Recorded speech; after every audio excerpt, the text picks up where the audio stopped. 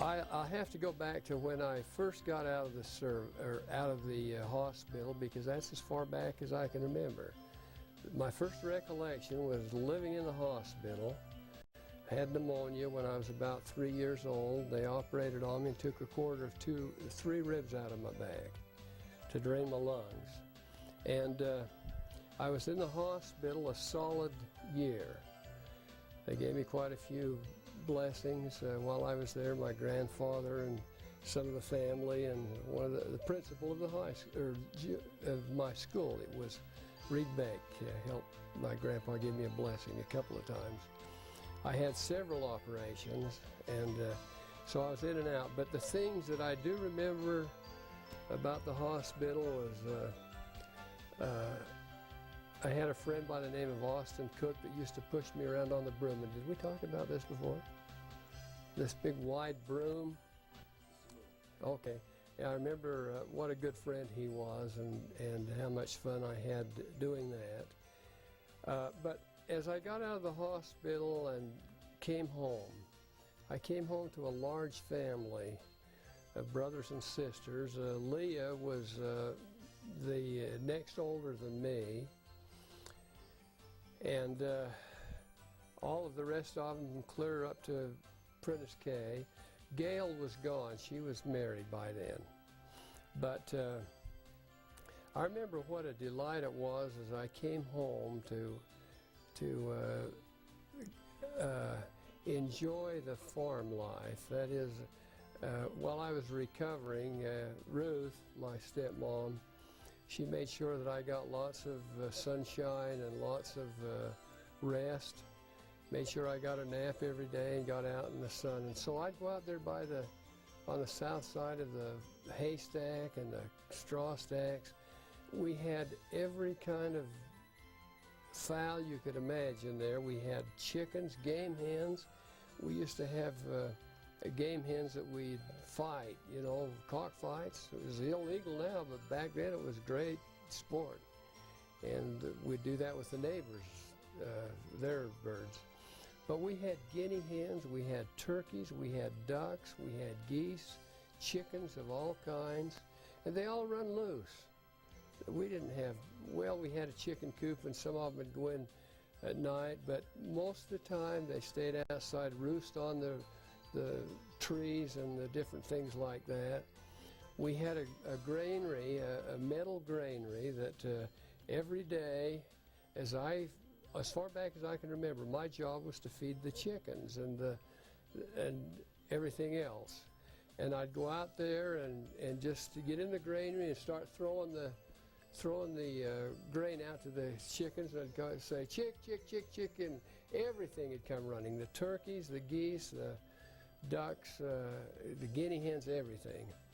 The only problem was I had an enemy involved. The geese wouldn't let me back out after I fed them. They'd stay there and hiss at me, and boy, sometimes I'd be trapped there for 2 or 3 hours until my dad got me a good stick, and then I'd bat them, and that's how I'd escape from those geese. But it was to me, it was a glorious time. I remember this time of the year, we had gobblers with the hen turkeys. And I remember how they'd flare up, you know, and strut around, and I just thought that was so neat to see that happening. We had, as early as I can remember, I always had a job like that. First thing was feeding the chickens and all, and the next thing I remember was my mom, Aunt Ruth, would have me, you know, do a little work wiping the dishes and things like that. I always had house chores, and I'd always have to go down in the old root cellar that was out away from the house, and I'd bring in the fruit from the cellar and the vegetables and things like that. By the time I was 6 years old, I started milking cows. And I remember the 3 cows that I had that I milked. One of them was tiny. It was a little Holstein cow. Not very big. Most Holsteins are big, but this was small.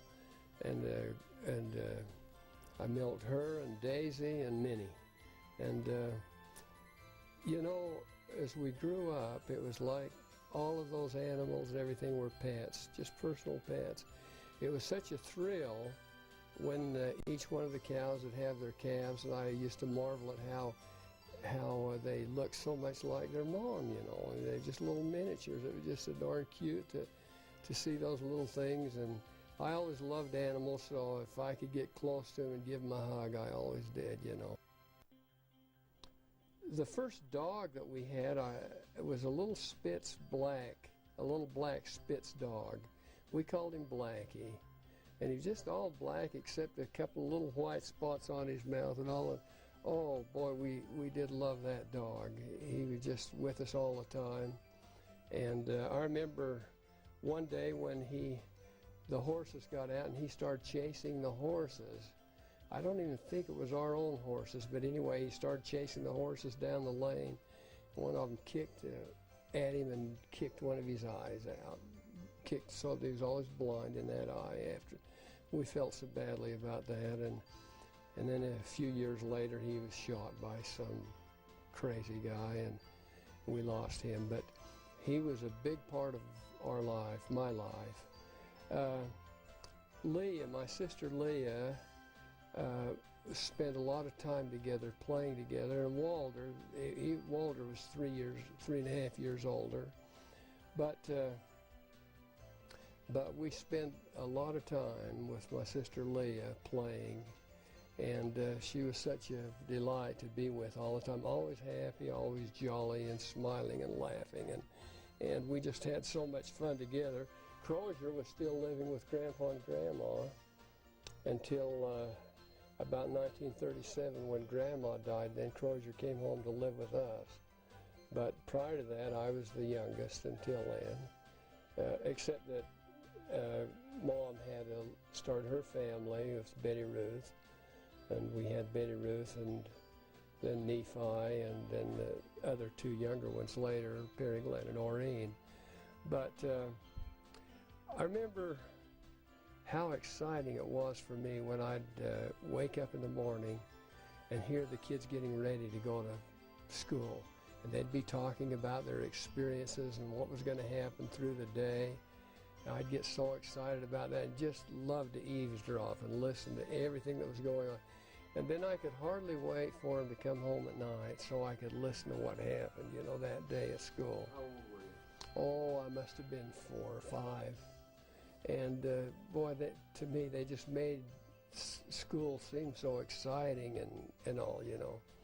But trouble was that there was a first grade teacher called Mrs. Quinn, and everybody, none of them liked her, and they'd tell bad stories about her, how mean she was, and as luck would have it, I caught her too. I had to have her as my teacher, and I was scared to death of her before I'd ever met her. I was already prejudiced, you know. She probably wasn't that bad of a woman, but in my mind, she was a witch. Draper Park School. That was the name of it, and then junior high was Draper Junior High School. And it was all in the same building, but different sections, you know, for the junior high and the grade school. We had lots, as I grew up, my best friends were my brothers and sisters. Walter and I had lots of fun together, all of them. I just thought that they were all my heroes. I loved Aunt Maydell's stories that she'd tell me. She was quite a storyteller, and Bliss and Gerald and PK. I just thought they were the cat's meow. They were just great. And Maydell was just like a second mother to me. She always treated me motherly. And Lee and Crozier were just my best friends. That's the way it turned out. When Crozier finally came to live with us, I was so thrilled because he and I were just like twins, you know. He was just 20 months younger, but he was such a delight to grow up with also. I got along good with him, never did fight much with him. We teased each other a lot, but not really getting into fights and so forth.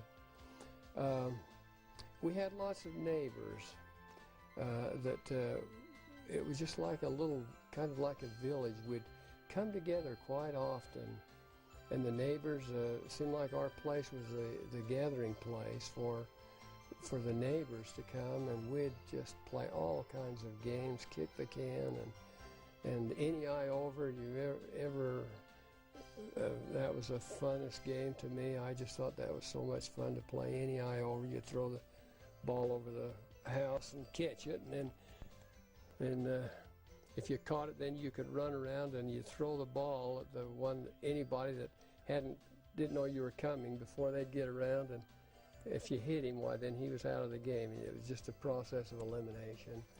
To me, that was a lot of fun. We had 2 horses that I'll never forget. More than that, but I would just want to talk about the work horses. We had a Clydesdale horse named Chief, and he was born on Gail's birthday, or on the same day. They were born the same day. And we had old Chief until almost the time that I left home. He was such a wonderful, faithful horse, and I used to love to watch him. His feet, he had that long hair around his feet, you know, and you've seen these Budweiser pictures. Well, Chief was like that, so faithful and so wonderful. Then we had another horse called Barney. We called him Barney. Barney was a Belgian horse of some kind, and he was taller, but not nearly as strong. And they were a good team together, but Chief did most of the work. He has always lagged back and let Chief do most of the work. They were both males. But I remember how I loved to go in the horse barn and feed those horses, or at least just be around them while they were eating, because in their mangers, we'd fill it up with hay, and their mouths were so huge, so big to me, that you could hear them actually crunching the alfalfa and the hay while they were eating. To me, it was just a marvelous thing to watch them. And if I ever got on top of one of them to ride them, well, like when I was riding on the Derrick horse, when we'd be putting up hay, it was like riding on top of the mountain or something. They were so big to me, because I was just a little guy. And I remember how the harnesses that we had on them, and the halter and the harnesses, and when they'd get in the mode of pulling the wagon or something that was really heavy, you could just hear the muscles and the leather and everything pull in unison. It was just a marvel to me, and I've always loved to watch horse pulling contests and things like that, because it reminds me of the old team that we had. We had another little pony called Snowball, and this was a little all white mare horse, and they got her at the fish hatchery. The fish hatchery was where a lot of people get their horses, because they get them cheap, because the people that wanted to get rid of their horses would take them to the fish hatchery and sell them for fish feed, see. And so I think my dad bought old Snowball for about $5, maybe less. And she was just a little swayback horse, not very big, but she was just wonderful. And PK had her so well trained. I used to watch him ride her, and he didn't even have a bridle. He just touched her, pat her on one side of the neck to get her to go one way or the other side, and she just acted like she had a bridle on the whole time. But he was the only one that could do that. He and Snowball were inseparable. The other remarkable thing, as I remember, was how interesting it was, the different seasons of the year when all of these animals were born, like the chickens. We always had lots of batches of chickens all summer long, you know, new ones. And I thought how remarkable it was that they looked so much like their mothers too, you know. And the guinea hens, and guinea hens, they're a noisy type of thing. They're better than a watchdog to have around. They're just so noisy. But if you try and steal one of their chicks to give it a hug or something, why, boy, you've got battle on your hand. They're fierce. And so are the chickens at times. Walter used to take these little baby chicks and he'd grab one and run with it, and the old hen would chase him and fly at him, and then he got to where he could sound just like a baby chick. He'd whistle like a baby chick, and the dang, he'd confuse the mother chick, and she'd go after him just like she's like if he did have one of her baby chicks, you know, fly at him. Walter could imitate just about any bird. He had so much talent. He could sing, he could whistle, he could do everything. We had the neighbors, the Klein family, the Orgel family, the Jarvies, and the Smiths, Parley Smith's family. And they were our close friends. We had more, you know, that would come and go, but those were the mainstay. And they were just like brothers and sisters to us. We were always quite close and really enjoyed each other a lot and spent playing time together. Our farm, to describe the farm, was an 80-acre piece, and the farm was a half a mile long by a quarter of a mile wide. And it ran from State Street in Draper. It was kitty corner across from the old state prison, or the new state prison farm, we called it then. And it ran clear up to 3rd East, and then from 30 and 100 and 3800 South, and then a quarter of a mile north down to Ralph Smith's place, who was also a cousin of ours. And that was a kind of description of the farm. It was heavy clay farm because it was more bottomland, and I guess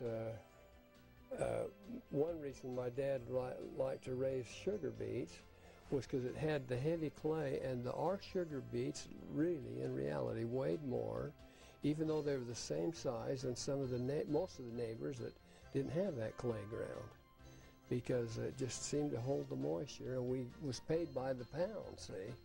And so it was, but boy, if you got in the mud sometimes, you could hardly get out. It would be so, it would hold you fast as a little child a lot of times. We had, my job as I grew up then was first herding cows, and I did a lot of that, and I learned to be a fast runner because I'd try and outrun those critters sometimes when they'd break away on me. And I used rocks to throw at them to get them to turn, and I could have been a baseball pitcher one time because I was so accurate. I could aim for a cow to get it turned the right direction and hit it right in the side of the head, or in the neck. I wouldn't throw it at his head, but it says neck. And I learned how, I was quite a fast runner and all. Although it was in the family, all of my brothers and sisters were pretty fast runners also. But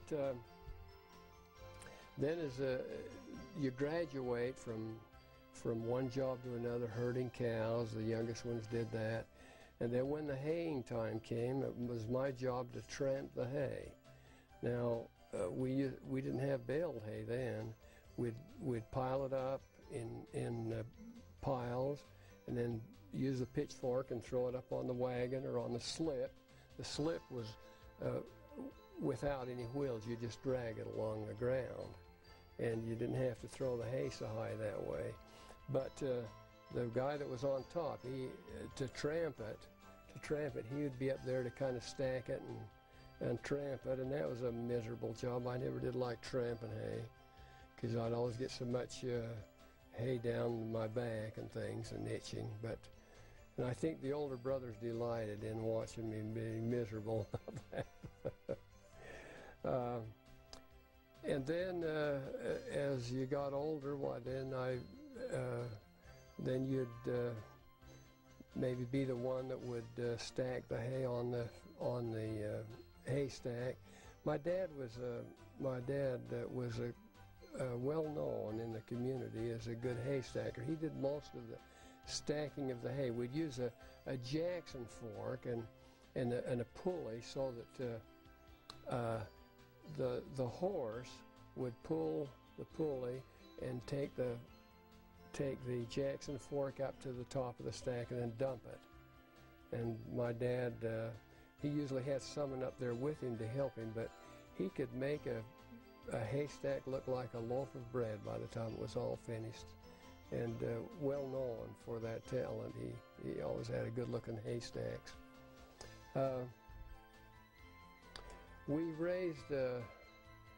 We had a dairy farm, so we raised almost all of our own feed, our grain, our hay, our corn.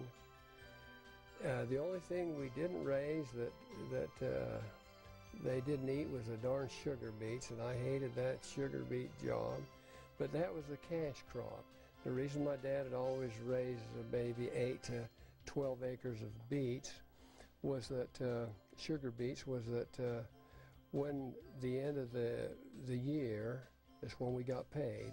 We'd harvest it in the fall, and then he'd get paid around the first of the year.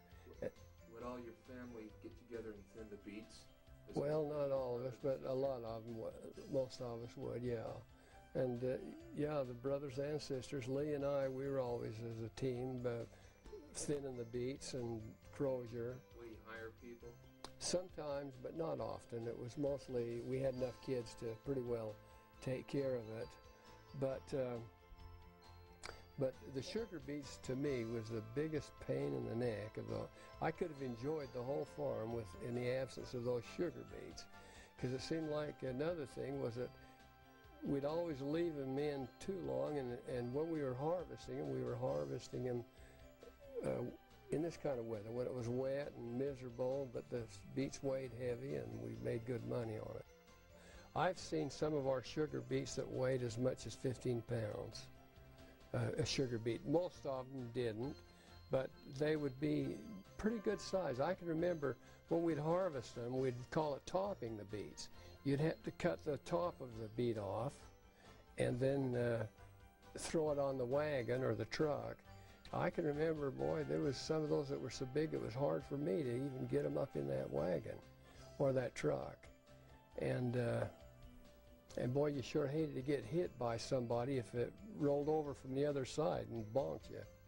And I had plenty of that happen to me too. So, but the sugar beet was a cash crop, and it usually there was enough money there to pay for all the bills for the rest of during the summer. As in the springtime, I mentioned the agent from Utah Idaho Sugar Company would come out and arrange to make arrangements on how many acres my dad wanted to plant that year. They'd negotiate that, and then the company would actually provide the seed in the spring, and then you'd pay for it when you harvested in the fall. You know, I remember the checks would usually come around between Christmas and New Year's. And sometimes we'd get paid for some of the work we did. Most of the time we didn't. I don't remember getting paid hardly much for the work I did on the farm, but my dad had a large family, and I guess every penny counted. But I remember sometimes we'd get some nice little cash bonuses between Christmas and New Year's when he got his check from the sugar beets. We grew, we harvested our own corn, and we actually had corn silos that we harvested the corn and put it in a silo, the upright one, you know, the cement one that goes up. And we raised most of our grain, and then we take it over to the mill in Sandy and have them grind it up the right proportion. And then we bought, for a lot of the feed for the cattle, we'd buy the beet pulp from the sugar beet factory, and that was the stinkiest dang stuff. It was really foul smell, but boy did the cows love it, and boy did they give good milk, a lot of milk after eating the sugar beet pulp. But then years went by and they started refining that. Instead of making it pulp, they would put it in, mix it in with molasses, and make it into a more of a dry feed and you'd actually buy it in big bags, huge bags, gunny sacks and so forth, and feed them that way.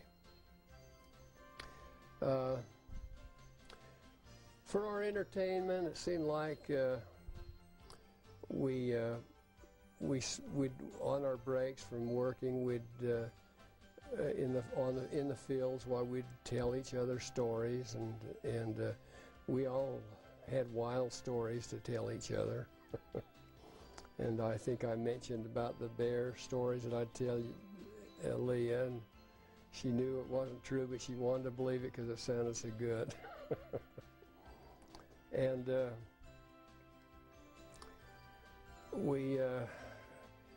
it seemed like we never did have a lot of good toys. We'd actually, for a football, we'd roll up a gunny sack as tight as we could get it, and then we'd tie it with this twine, and that was our football. We'd use play football with the darn gunny sack.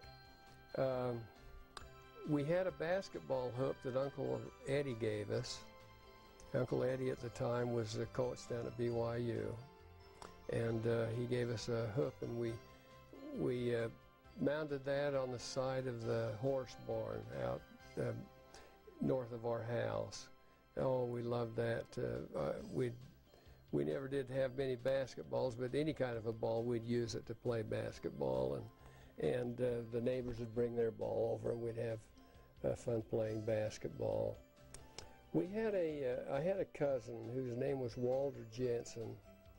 His mother and my dad were brothers and sisters. Walter was such a popular guy, and everybody loved him so much. I remember as I was growing up, he was the student body president at Draper Junior High. The next year, Bliss followed him as the student body president. But Walter was so popular, and he went to Jordan High School that year, and they voted him the sophomore president of the class. And that summer that school was out, he was over on 33rd South and State, and some drunk hit him. He was just right there at the station or something, and anyway, the guy drugged him for quite a ways, and they killed him. And that was the first memory I had of someone close like that got killed. It just absolutely devastated me. We loved him so much. And then, of course, my Uncle Vaughn Kimball was killed during the war, World War II, and he was my favorite uncle, I thought, at that time. And I just idolized him, and he got killed, and, you know, I felt my world was empty when he was gone. The other thing I remember as I was growing up is the older children, as they got old enough, why they'd move away, you know. They'd go to work, and I remember it didn't matter how many we had in the family, when one of them left, it would just really left a vacancy there that to me I could hardly stand it. I remember when Maydell went to work up in Kaysville, and maybe I've told this story before. She went up to Kaysville to work for a family, and I would go out in the barnyard and climb up on the barn and then jump from there onto the haystack, get as high as I could on the haystack to see if I could see where she was living. I wanted to mention a couple of other things about the entertainment or the toys that we had. We used to take tires, car tires, and roll them along the road. And we'd have races to see who could make that tire go the fastest without going out of control. We spent a lot of time rolling tires. We had an old buggy that had been taken apart, and all there was left of it, as I remember as I grew up, was the axle and the wheels. And I remember pushing that thing around in the yard and terrorizing some of my brothers and sisters and friends with it. It was just so much fun to push that thing around, you know. And it was easy to push. It was just so much fun. And one day Bliss, he was older and had a whole bunch of friends, and you know, in front of our house there was an incline in the road that went from south to north, kind of down a hill. Not very steep, but just a gradual thing, and he got a whole bunch of us and the neighbor kids, and says, now you push just as fast as you can, and he says, when we get to the bridge, then he says, I'll pivot it in and it'll go in the driveway. And so we got pushing it. I wasn't quite big enough. I was lagging back, but I was watching it all. And he said to the kids that was pushing it, there must have been 5 or 6, he says, faster, faster, faster. And they was pushing it just as fast as they could go down that hill. Well, when he tried to pivot it, there was just too much momentum. And all of us, those kids went flying all over in the fence and in the irrigation ditch and everywhere else, you know, because he couldn't hold on to it and pivot it in. And when he got all through and the kids were picking themselves up and all the way, he says, well, what'd you let go for? It made them think it was their fault the whole time for that terrible crash that we had. It was so funny.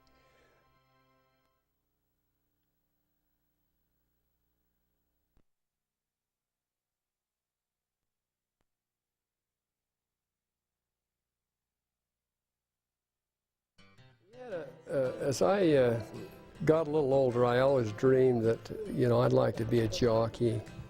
I'd like to have a racehorse and be a famous Kentucky Derby rider. And one day, this was when I must have been 13, 14 years old. There was a family over in South Jordan whose son got killed in the war, and he had a racehorse. They didn't know what to do with it, and the horse just was in the pasture all the time, and so the lady sold that horse to my dad. And I remember him and my older brother Gerald, who had moved from the farm then anyway, then went over and got that horse and brought it back in a wagon of some kind. And boy, I was so excited. I'll remember, it seemed like that horse was at least a third longer than any riding horse we'd ever had around the place. But anyway, when they got him just right off the trailer, and he still had the bridle on. And I said, oh, let me ride him, let me ride him. And my dad says, now son, he says, this is a hot-blooded horse. He says, you've never ridden one like this, you be careful. I said, I can handle him, I can handle him. Give me a leg, give me a leg. And that simply meant that you'd hold your leg up and they'd lift you up, you know, and then you'd hop up on the horse. I got on that horse and he was bareback. He just had the bridle and he had a long mane. And he walked out to the road. I walked him out to the road, and then I kind of kicked him with my heel, you know, in the side. Come on, let's go. All of a sudden, that thing just bounded out. I've never remember ever feeling this kind of a sensation. He leaped out so far, I couldn't imagine a horse jumping that far. But he took off, and boy, I'll tell you, it was the smoothest ride. The wind was just blowing. It was just so fast. And then I got scared. I thought, what am I going to do? I started to pull down back on his bridle, and he brought his head back and hit me right in the nose and the forehead with the back of his head. Darn near cold-cocked me right there. And but I was hanging on to the mane, and the bridle slipped over on the other side, so I had no control with the bridle. And he was going north. I told you my neighbor cousin lived a quarter of a mile north of there, and there was a gate between us. It was one of these gates that was held on with these huge railroad ties, and it was a swinging open gate, a wood gate that swung open. It was open, and that horse, he saw that opening, and he just made a quick left turn, and I was hanging on to his mane, and my whole body was sticking just straight out like this, holding on to him just as hard as I could. And I actually felt my hair grazing that pole. It would have just ripped my head right off if I'd have been a few inches closer. And then he headed down west again, and I knew there was a dead end there on that lane, because there was a fence that went across it, and it joined my uncle's place, Uncle Lawrence Jensen. And I thought, what am I going to do? Do I jump? What do I do? Boy, he was going so fast, I just knew that I'd go head over tea kettle if I jumped off. I was chicken to jump. I didn't know what to do, and by the time I'd about made my decision I was going to stay with him while we were at the end of the lane, all of a sudden that horse just stopped on a dime.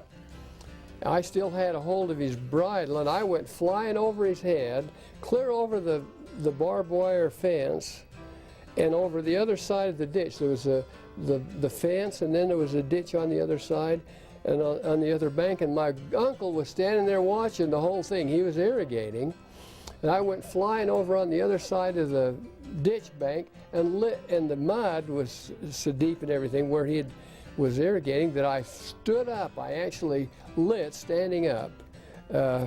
And I looked at him, and he had the funniest look on his face, and I says, Uncle Lawrence, this is the fastest horse in the world. And he says, I wouldn't be surprised.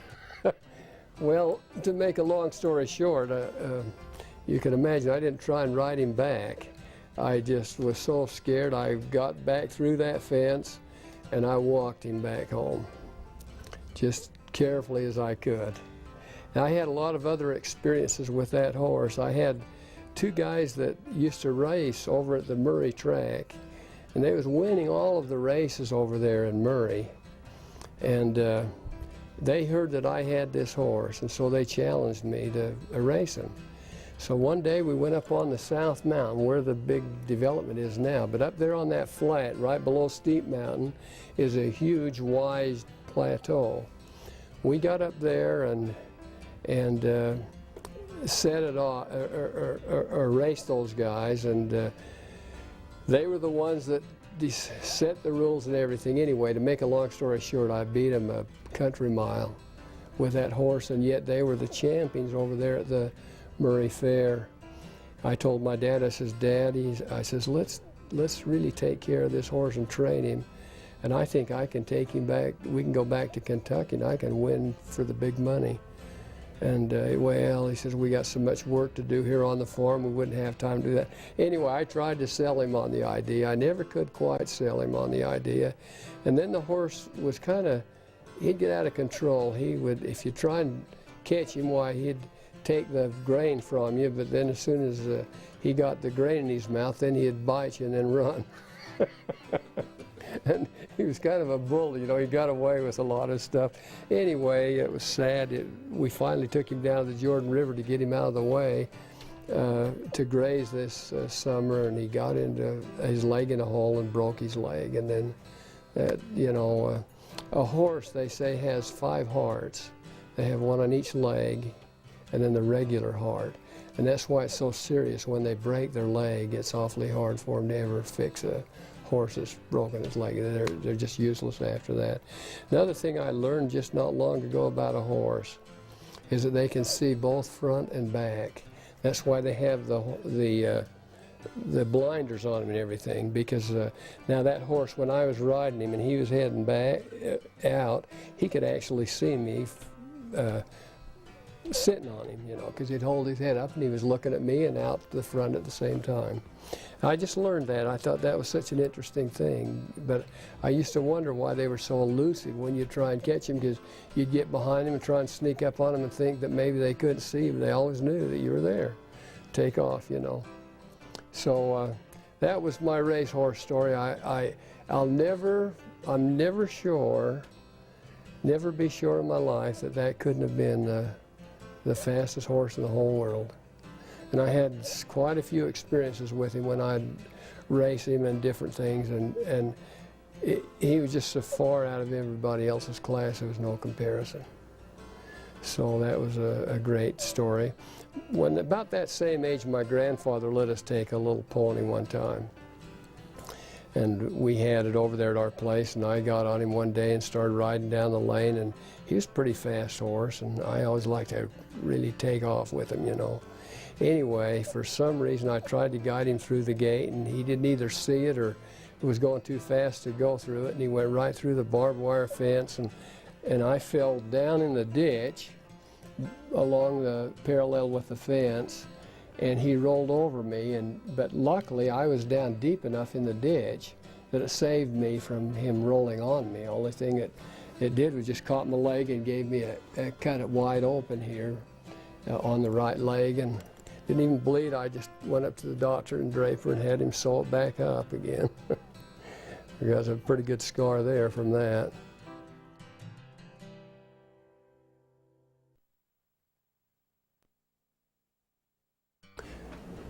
I'd like to just continue on with one more horse story, since I was such a great jockey. We got a little Appaloosa horse, and she wasn't much bigger than what are those little horses? Shetland, about the same size as Shetland, maybe just a little bigger. Anyway, she got pregnant, and Nephi was always after me to take him for a ride on the horse, so I was, okay, get on behind me. And so he got on behind me, and we started riding down through the pasture, and he said, make it go faster, Paul. And so I nudged her a little bit, and boy, she started galloping, and every time she took a gallop, we just slipped a little farther back till finally we slipped and fell right on the ground. Both of us, she was so fat, I didn't have enough grip in my legs to hold on to her. And we both went off on our fannies in the pasture, and she got so big with colt, with a foal, that I think my dad got worried about it a little, that maybe she wouldn't make it. She would die because she was so dang big. And he pulled another dirty trick on me. He sold her, and shortly after that we found out she had twins, and that's so unusual for a horse to ever have twins. She had, would I ever love to have those little colts from her. She was such a cute little horse.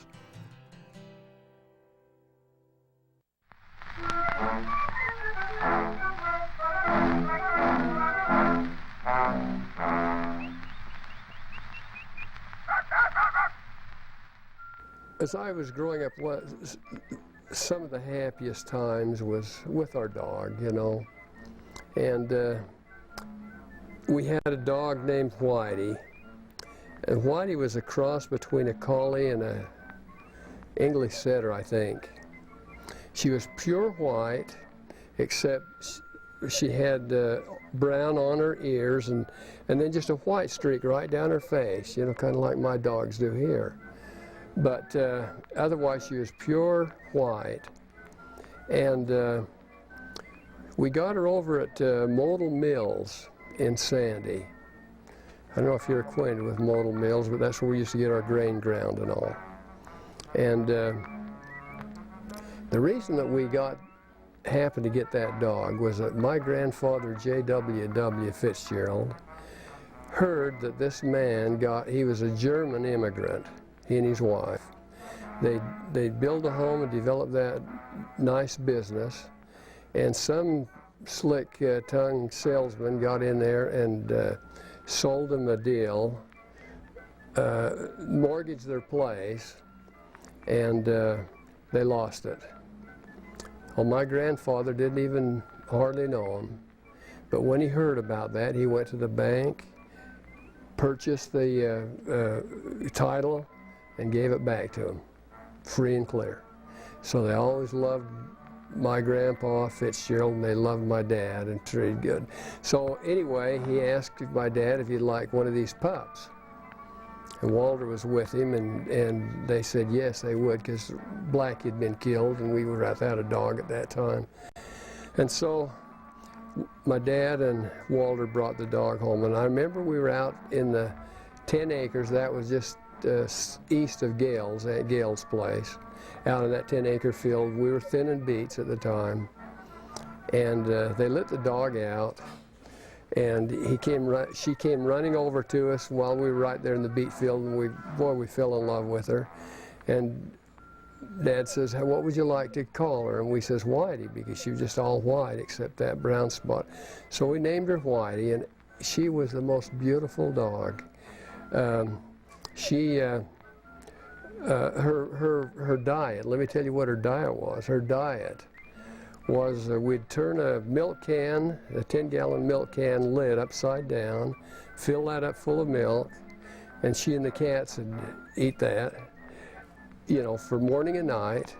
And then when the cows would leave their mangers to go out after we got through milking, we always fed them before, to get them in the barn, lure them in the barn, we'd feed them grain, chopped grain that we got at Model Mills. And so then she would, after they left, then she'd go up in the manger and lick all that dust, that grain dust, and her coat was just beautiful. When she was down the field, you could see her anywhere because she was so bright and white all of her life. Unbelievable how beautiful she was. Well, you know, we didn't mate them or anything. Every 6 months, why, she'd have a batch of puppies. The first batch of puppies she had, why, she had about 6 or 7.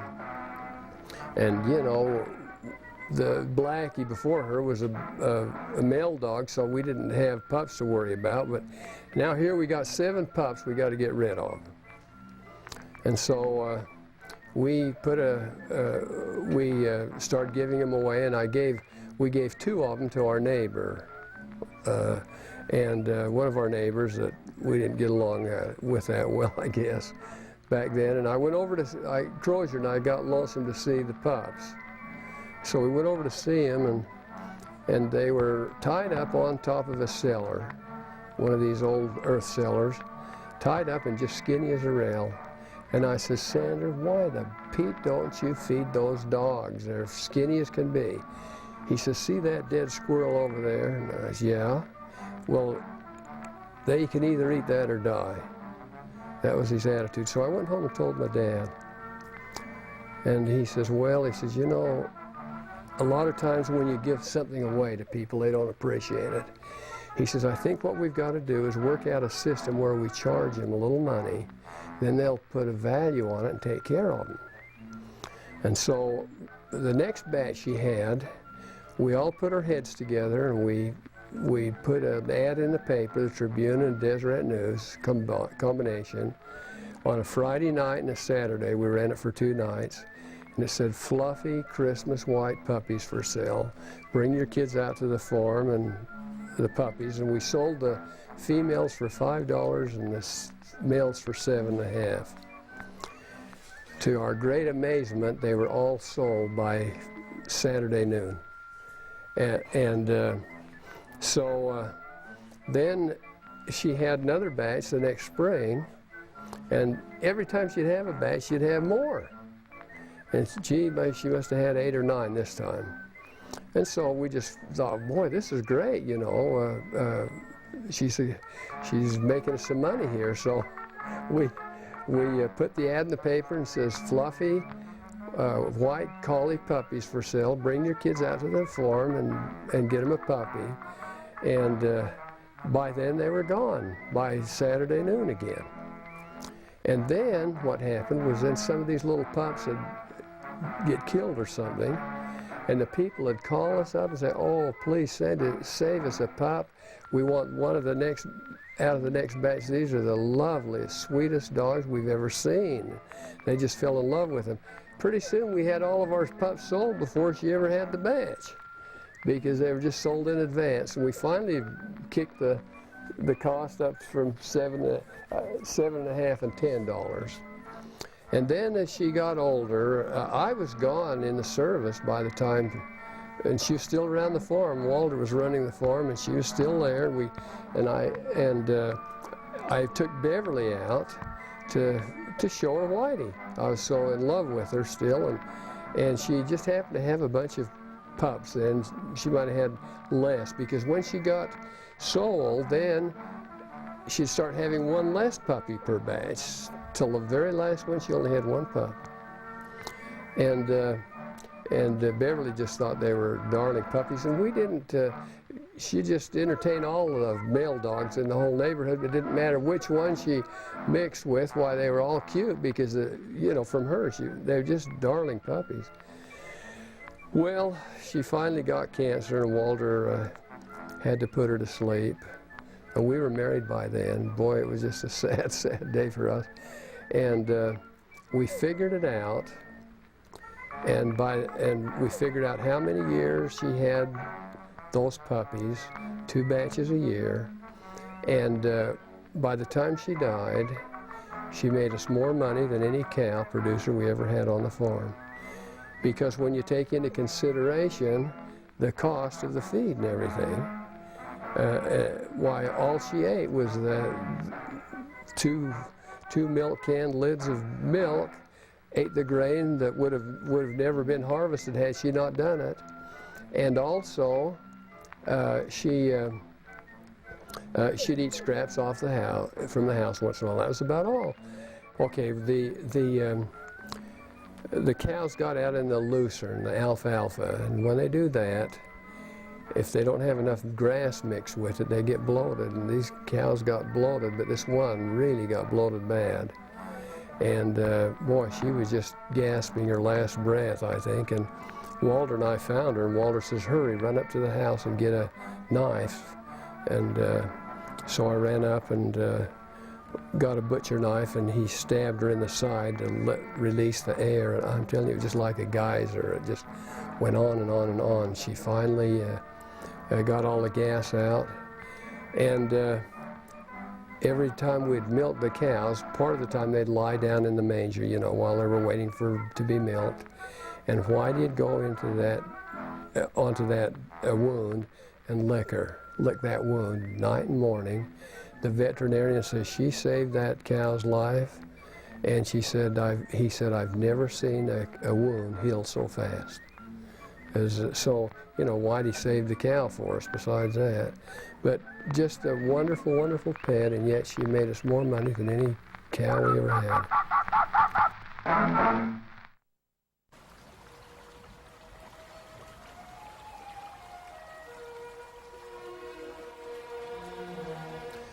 We used to love we'd flood irrigate our place, you know, and we didn't have a sprinkling system or anything on the lawn. We just flood irrigate the front yard. And us kids, I remember as little, we'd love to wade through that. The water may be maybe 3 or 4 inches deep, and we'd run, splash through that every summer, you know. And we'd do the same thing down the pastures, and there's a lot of killdeers down there in the pastures and other birds, you know, and it was just it was a Shangri-La for us, really. If we just didn't have those bloody sugar beets to worry about every year and have to milk those cows night and morning, it could have been a better place to live, but because there was a lot of work. We had to get up early to milk our cows, get ready to go to school, and milk them at night, and I felt like I got robbed from a lot of activities that I could have had at school in sports and in scouting and things like that I had missed out on. But all in all, I wouldn't trade it. I wouldn't really change from that. But it was my best friends were my brothers and sisters, I guess, as we grew up. Had a lot of other great friends, but it was all in all just a great life. Aunt Ruth favored me over all of the stepchildren because I was just the little boy that she adopted, you know, from the hospital. And so she always treated me kindly and good, and she'd be strict a little bit, but she never spanked me or anything like that. I remember when I'd do something real bad, why she'd say, "Well, come on into the bedroom." We'd go into the bedroom, and then she said, "Now we have to kneel down and ask Heavenly Father for forgiveness." Oh, I hated that. I'd a lot rather have had her just whip me good than to have to go pray and confess everything to Heavenly Father in front of her. But she was a great teacher for me that way, and I loved her kids. You know, they were just my little brothers and sisters. Loved them to death. Betty Ruth was so fun to play with. She was such a little tomboy at that time, a rather plain girl, and yet as she got older she became a beautiful woman, and like Walter used to compare her with Julie Andress. That was the way she kind of turned into, and the other 3 little ones were fun, and I loved them a lot too. Of all of the brothers and sisters, especially the older ones, I had the poorest grades of any of the kids in school, or any of my brothers and sisters.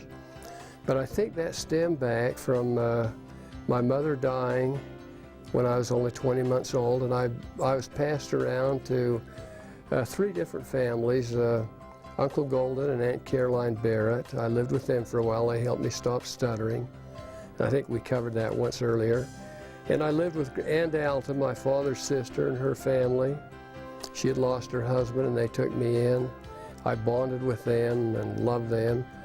And then she had a niece on her husband's side that had lost a baby, so they gave me they had me live with her and her husband, Jane and Joe Cartwright. And today I love them dearly, but back then, I think I was a little bit frightened, you know.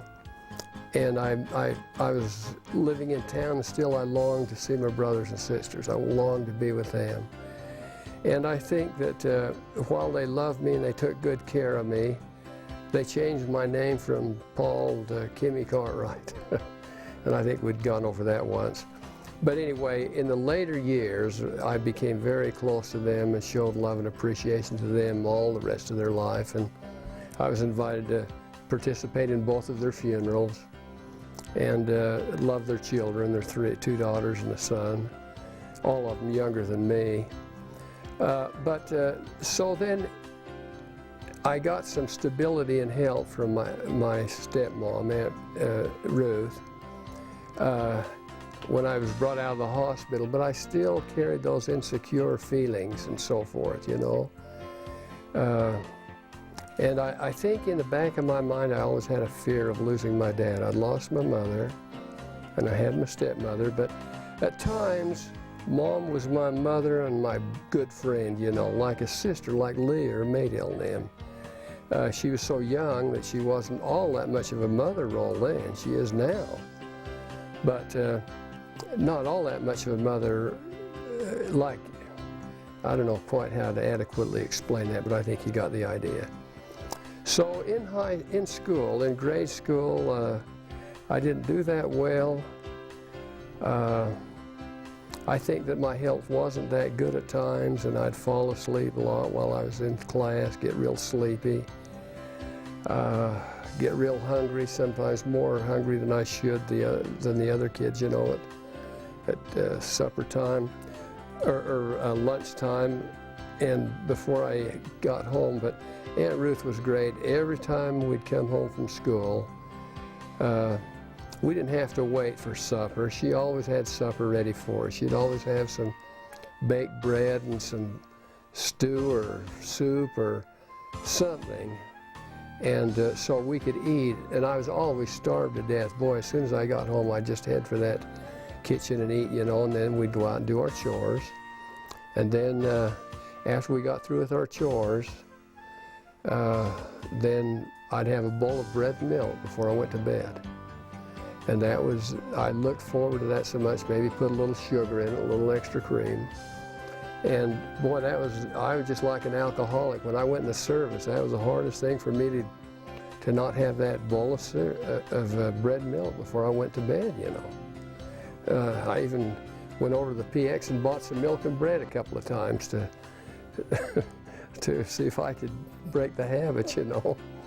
But on Saturdays, I always knew what day it was, because every Saturday evening, Aunt Ruth would have a big pan of rice pudding with raisins in it.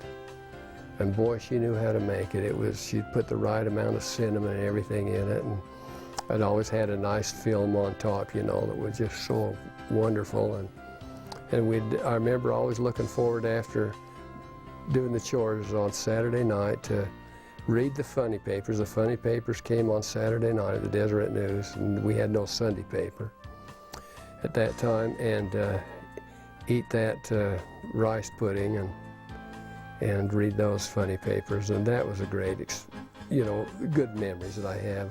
I love to come home to smell the baked bread all the time and that sort of thing. And I think that every child ought to know what it's like to have holes in their Levi's and know what it is to eat homemade bread and have that smell that. And I know when I used to go up to your mother's, Leah's, boy, that's what I loved to go up there. She always had good baking things on her stove all the time, especially the bread. In junior high school, well, even in grade school, I never did really was outstanding in anything. I guess my grades were always low, and I was at the bottom of kind of the bottom of the class. But I remember we had an assignment to learn what was Van Dyke's first name?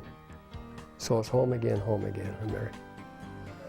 Anyway, yeah, John Van Dyke. And the teacher challenged us to learn that poem, and then we'd be tested on it. We'd have an assignment, and then we'd be given the opportunity to recite it in front of the class. Well, it wasn't new to me because I'd heard my other older brothers and sisters practicing it during their time. And so I got that written down, and so while I'd be milking the cows, I'd learn it over and over and over. And finally, I remember one night, as I was milking the cows, I thought, boy, I can do it. I can do it. You know, I'm not that dumb. And I kept working on it, and I remember by the time the day came for us to recite that, why I was so excited I could hardly sleep the night before, but I had it down perfect. And I remember Mr. Baker, R.O. Baker, was our teacher. And he says, is there anybody in this class that is a non-member of the Mormon Church? There wasn't a one. We were all Mormons, all of us. He says, well, then we're going to turn this into a testimony meeting. And he says, you can get up and recite this. He says, well, the early part we'll eliminate, but we want you to start at the point where it's home again, America for me. And I remember he announced that, and I thought, oh boy, I'm going to get up and give it all I've got. I'm going to prove to these kids I'm not so dumb after all. Because I wasn't prepared that much, you know, in class. And with all the strength and the fear I had, I got up and stood up. I no more than stood up. And this girl was already at the front of the class. I remember she was one of the smartest kids in the class. She was always first in everything. She wore pigtails and she talked fast. She got it, so home again, America for me. My heart is turning home again, and there I long to be. And she went on, and it just made me sick. I thought, oh, I've learned this so well and so good. I wouldn't say it that way. I'd say it with meaning. And boy, as soon as she sat down, I got back up on my feet and walked up to the front. And I did it word perfect, and I did it slow with feeling and emotion. And when I finished up, my teacher, as I went to head back to my desk, always in the back seat with the guys that were unprepared, why, he grabbed a hold of me and he says, oh, he says, whoever thought that this young man could give that recitation? It was perfect. He says it was just very, very excellent. First time I ever got an A on anything. How old were you? I was, I think, in the 8th or the 9th grade.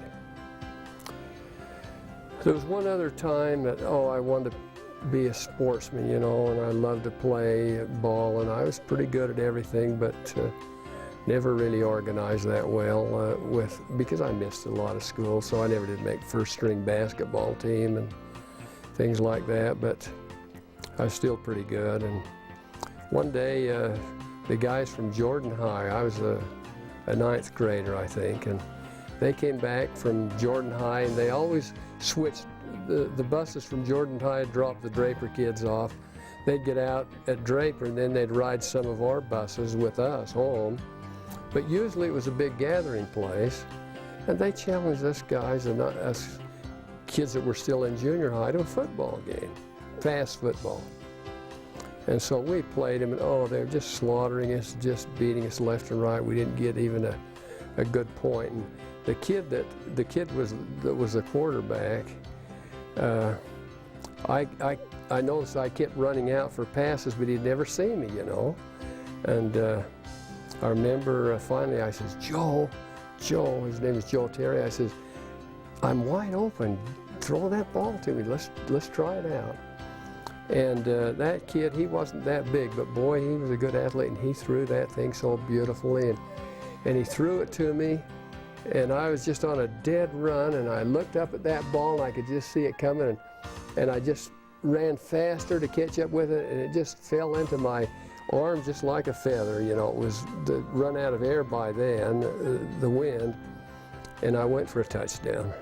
And the guy the fastest runner on their team caught me maybe just about the time I touched the end. But that was a great triumph to me to have that experience. You know, to pull a touchdown on those guys. It was a fun competition.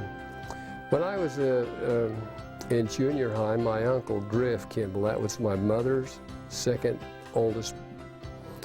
brother. My mother was the oldest in the family, then there was Uncle Eddie, and then there was Uncle Griff. He had moved from Provo. He'd been the coach down at Provo High, but he moved back to Draper so he could run Grandpa Kimball's farm while Grandpa Kimball went on a mission, him and Aunt Clara. And so he was our coach at Draper.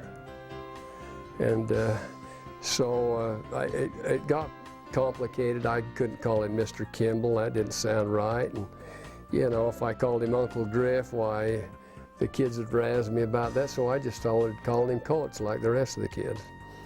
Whenever I do something, and he was my coach and my English teacher. I remember he taught me English, and he was a great teacher, great motivator. But whenever I do anything good, why, he'd say, that's the Kimball in him. And when I'd screw up, why, he'd say, that's the Fitzgerald in him. And the kids in the class said, no, that's the Kimball in him, not the Fitzgerald. And I had that go on for 3 years, you know, bantering back and forth that way, but it was just all in fun, lots of fun. And back in those days when he was the coach, the war was raging. We couldn't get chewing gum, we couldn't get candy and things like that. It all went to the soldiers. But he was quite a competitor, and he had a lot of intramural activities, and that was another thing that was pretty good. On one of the teams, I was a captain on the basketball team. But anyway, for the prizes, we could never get a decent candy bar or anything, and he'd give us what they call a moldy crunchy. This moldy crunchy, I swear, was made out of corn and molasses. It was this nastiest stuff. And we used to tease him and say, can you get some better prizes than that? That darn moldy crunchy's no prize. But I'll never forget the moldy crunchies that we all got. We'd eat them in good sport, but we didn't like them that much. But went on to high school, and again, I was pretty good. I was a pretty good athlete. As a junior, I remember I tried out for the basketball team, the main basketball team, and I got cut by the coach, who was Stan Watts. Stan Watts was our coach at BYU or at Jordan, and he went when I was a junior. Then he went to BYU as the coach. And of course, I didn't make it my senior year because I got cut my junior year. And that was one time I thought maybe I could get Crozier and the rest of them. Walter came back by then, and thought maybe I'd get them to do the chores so I could play ball. But anyway, I got cut. And so years and years later, and I used to run into Stan all the time, and he always called me Fitz, and so we were good friends. And one day I met him at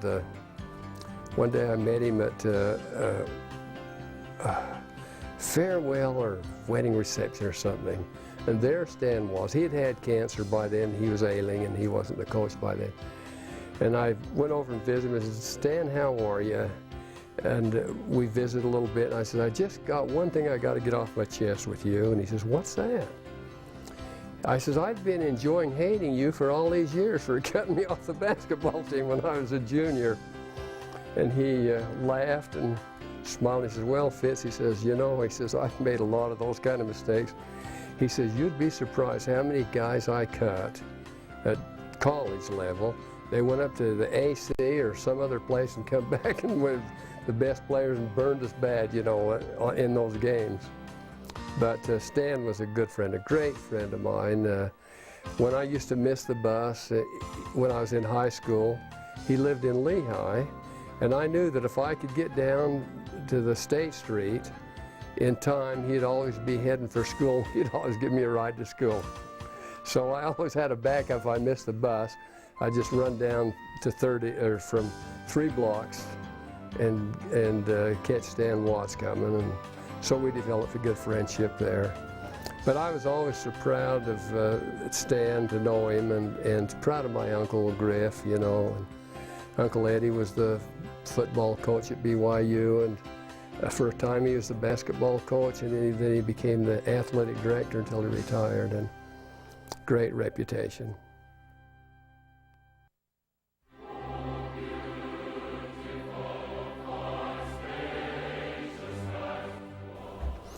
So it's home again, America for me. My heart is turning home again, and there I long to be, to the land of youth and freedom beyond the ocean bars, where the air is full of sunlight and the flag is full of stars. Old London is a man's town, there's with power in the air, and Paris is a woman's town with flowers in her hair, and it's sweet to dream of Venice and it's great to study Rome, but when it comes to living, there's no place like home. I like the German fir woods and green battalions drilled. I like the gardens of Versailles and freshing fountains filled. But oh, to take your hand, my dear, and ramble for a day in the friendly western woodland where nature has its way. I know that Europe's wonderful, yet something seems to lack. There's too much, the past has too much with her and the people looking back. But the glory of the present is to make the future free. We love our land for what it is and what it is to be. So it's home again, America for me. I want a ship that's westward bound to plow the rolling seas to the land of youth and freedom, even beyond the ocean bars, where the air is full of sunlight and the flag is full of stars. That's good. And I gave every bit as much feeling in that as I did now, probably better. And I think almost all the kids just fainted away that I would be prepared and could recite that.